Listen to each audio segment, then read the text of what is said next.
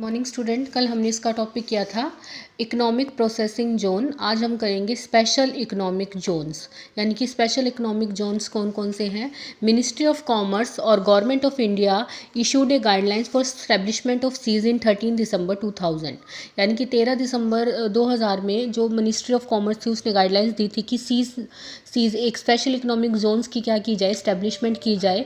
ये एक improved form है किसकी, ईपीजेड की। ईपीजेड की इम्प्रूव्ड फॉर्म है। मेन डिफरेंस जो है इन दोनों से रिलेटेड वो क्या है, इनकी स्टैब्लिशमेंट और फैसिलिटी जो इनको अवेलेबल है उससे रिलेटेड है। ईपीजेड स्टैब्लिश किए जाते हैं सेंट्रल गवर्नमेंट के through, where the permission of establishment of SEZ has been given to the people in private sector and same state government. यानी कि सीज की स्टैब्लिशमेंट के लिए परमिशन प्राइवेट सेक्टर को भी दी जा सकती है और वहाँ की स्टेट गवर्नमेंट को भी दी जा सकती है। Similarly SEZ are greater than those provide under the ईपीजेड।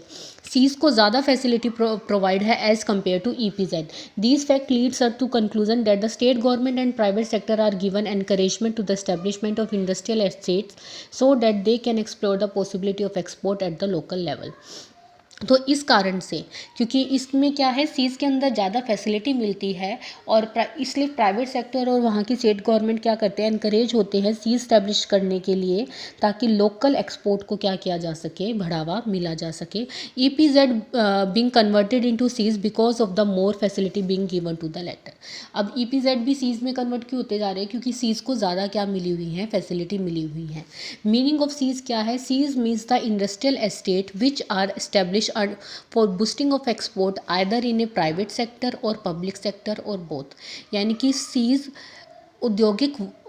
वह औद्योगिक क्षेत्र होता है जिसको स्टैब्लिश किया गया है ताकि बूस्ट किया जा सके, एनकरेज किया जा सके एक्सपोर्ट को, चाहे वो प्राइवेट सेक्टर का एक्सपोर्ट हो या पब्लिक सेक्टर का एक्सपोर्ट हो या दोनों का हो। नेचर ऑफ सीज क्या है, सीज की स्टैब्लिशमेंट करती है प्राइवेट सेक्टर, वहाँ की स्टेट गवर्नमेंट या दोनों मिलकर भी कर सकते हैं। मिनिमम एरिया क्या होना चाहिए इसका, 1000 hectare land is necessary for establishment of SEZ. This condition is not applied on EPZ those EPZ which are now being converted into SEZ. यानी कि सीज को स्टैब्लिशमेंट करने के लिए एटलीस्ट कितनी लैंड होनी चाहिए, 1000 हेक्टेयर होनी चाहिए। लेकिन ये कंडीशन उन सीज पर नहीं अप्लाई जो कि ईपीजेड से सीज में कन्वर्ट हुए हैं, ठीक है ना। Entry in a domestic market. अब मैंने आपको जब ईपीजेड करवाया था तब भी मैंने आपको बताया था कि ईपीजेड अपनी सारे का सारा प्रोडक्शन क्या करता है, एक्सपोर्ट करता है, लेकिन सीज क्या करता है, अपना प्रोडक्शन डोमेस्टिक मार्केट में भी बेच सकता है। तो देखिए यही पॉइंट है, entry in a domestic market. The unit establish in SEZ are allowed to enter in a domestic market when these units transact business in a domestic market they are condition foreign territory and remaining India is consider domestic tariff area. यानी कि अगर ये बाहर बेचेंगे तो वो foreign territory कहलाएगी, और अगर डोमेस्टिक मार्केट में कर रहे हैं तो वो क्या होगा, डोमेस्टिक टेरिफिक एरिया कहलाएगा। ठीक है, बस आप इतना ही कर सकते हैं कि भाई ये डोमेस्टिक मार्केट में भी क्या करती है, it means while they carry on their trade in a domestic market all rule applicable to the general import and export trade become applicable to them in a domestic market also. इसमें ये बताया गया है कि अगर वो domestic market में अपनी गुड्स की सेल करते हैं तो उस पर एक्सपोर्ट और इम्पोर्ट के भी सारे रूल क्या होंगे, अप्लाई होंगे। For example, goods are bought from SEZ in a DTA, the purchase will be govern by same tax are applicable in a case of ordinary import. अगर कोई इंडिया वाला सीज से माल खरीदता है तो उस पर गवर्नमेंट के वही टैक्स होंगे जो कि इंपोर्ट पे लगते हैं। Similarly, if some goods sold from DTA to SEZ, the sale will be subjected same taxes available to the ordinary export. ऐसे ही मान लीजिए कि अगर क्या करता है, सीज अगर DTA से माल खरीदता है तो उस पर सेम एक्सपोर्ट वाले क्या होंगे, रूल अप्लाई होंगे।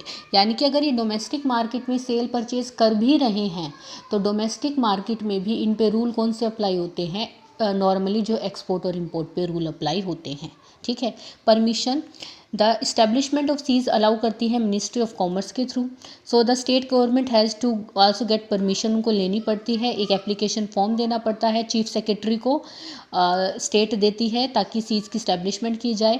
केयरफुल कंसिडरेशन के बाद सीज की सभी एनवायरनमेंट रिस्ट्रिक्शन को पूरा कर लेती है अगर वो, तो जो जैसे कि इलेक्ट्रिसिटी, वाटर, ये सब नेसेसरी फैसिलिटी को इंक्लूड करके अगर पूरा कर लेती है तो जो मिनिस्ट्री ऑफ कॉमर्स है वो उस गवर्नमेंट को क्या कर देती है, परमिशन दे देती है सीज की इस्टेब्लिशमेंट के लिए। Exemption from state government, state sale tax और any other tax are levied from the goods sold from DTA to SEZ. यानी कि स्टेट गवर्नमेंट का कोई भी टैक्स नहीं लगता। अब देखो ये पॉइंट तो अब थोड़ा सा वो हो गया, क्योंकि अब तो जीएसटी लगने लगा है, तो ऐसा कोई भी टैक्स इसमें से इस पे नहीं लगता है। तो ये इसका नेचर है कि इसके लिए इस्टेब्लिशमेंट करती है या तो स्टेट गवर्नमेंट करती है या प्राइवेट सेक्टर, या दोनों मिलकर। मिनिमम 1000 हेक्टेयर होना चाहिए। डोमेस्टिक मार्केट में अगर ये गुड्स को सेल या परचेज कर रही है, तो डोमेस्टिक मार्केट में भी इसके कौन से रूल अप्लाई होंगे? एक्सपोर्ट और इंपोर्ट के रूल अप्लाई होंगे। परमिशन इनको कौन देती है? मिनिस्ट्री ऑफ कॉमर्स देती है, और स्टेट गवर्नमेंट इन पर किसी भी तरह का टैक्स नहीं लगाती है। इसके बाद है इंपॉर्टेंस ऑफ ईपीजेड एंड सीज। इन दोनों की क्या इंपॉर्टेंस है? दोनों की सेम इंपॉर्टेंस है। फॉरेन एक्सचेंज अर्निंग हो जाती है। देखिए हमने जब पढ़ा था नीड ऑफ एक्सपोर्ट प्रमोशन, तो उसमें भी यही पढ़ा था कि एक्सपोर्ट प्रमोशन के थ्रू क्या होता है कि फॉरेन अर्निंग्स हो जाती है। तो यही है, फॉरेन एक्सचेंज अर्निंग हो जाती है। तो objective of establishment of EPZ or Cs is to give boost to the export and increase the export aims to earning foreign exchange. In this way the establishment of these industrial assets leads to receipt of the foreign exchange। ठीक है, इससे क्या होता है? Export बढ़ता है तो foreign exchange आती है, और उससे क्या होता है? फॉरेन रिसिप्ट होती है। Higher quality production at lower rate. Government provide करती है मॉडर्न फैसिलिटी, जो कि ऐसे इंडस्ट्रियल एरिया होती है जिससे इनकी कॉस्ट ऑफ प्रोडक्शन क्या होती है? रिड्यूस हो जाती है। इनको गवर्नमेंट चीप रेट पर क्या करती है? रॉ मटेरियल अवेलेबल कराती है, टैक्स पे बहुत सारे की छूट देती है। तो ये क्या करते हैं? स्पेशल अटेंशन पे किया जाता है quality of goods mean for the export, यानी कि एक्सपोर्ट के लिए जो गुड्स बनाई जा रही हैं उसकी क्वालिटी पर भी बहुत ज़्यादा ध्यान दिया जाता है। इससे देश के अंदर क्या बढ़ता है? एम्प्लॉयमेंट बढ़ता है, क्योंकि जितना ज़्यादा ये इंडस्ट्रियल एरिया का ग्रोथ होगा, उन इंडस्ट्रीज़ में लोगों को रोज़गार मिलेगा। ठीक है। Identity in international market. जब किसी भी देश की गुड्स किसी फॉरेन के मार्केट में जाती है, तो उस देश के अंदर उस कंट्री की क्या बनती है? एक आइडेंटिटी बनती है। इंक्रीज इन इंडस्ट्रियल डेवलपमेंट, और इंडस्ट्रियल का क्या होता है? डेवलपमेंट होता है। तो आज हम इतना ही करेंगे, आप लोगों को इतना ये लर्न करना है। ठीक है।